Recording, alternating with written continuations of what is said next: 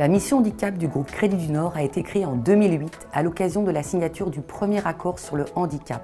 Elle a pour objectif principal de mettre en œuvre tous les moyens nécessaires afin que le handicap ne soit pas un frein au recrutement ou à l'évolution de carrière.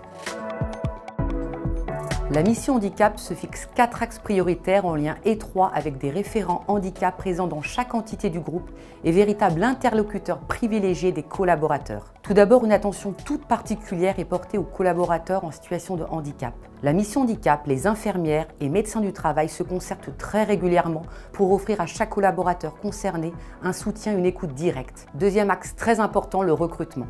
L'ambition du Crédit du Nord est de favoriser le recrutement direct de personnes en situation de handicap par des recrutements en CDI, CDD, alternance et stage. Pour y parvenir, nous travaillons avec plusieurs acteurs de recrutement. La formation est également un axe important à nos yeux. Nous accompagnons nos collaborateurs en situation de handicap par des parcours de formation adaptés afin de les faire monter en compétences sur leur poste. Enfin, nous sensibilisons tous les collaborateurs sur le sujet du handicap afin de combattre certaines idées reçues. Mission Handicap encourage les collaborateurs à se déclarer pour mieux les accompagner. Pour commencer, je pense qu'il est important de rappeler que tous nos postes sont ouverts aux personnes en situation de handicap. Nous recherchons des candidats en CDI, CDD, stage et alternance, issus de la filière banque-assurance dans de nombreux métiers de conseiller, notamment sur les marchés patrimoniaux, professionnels et entreprises.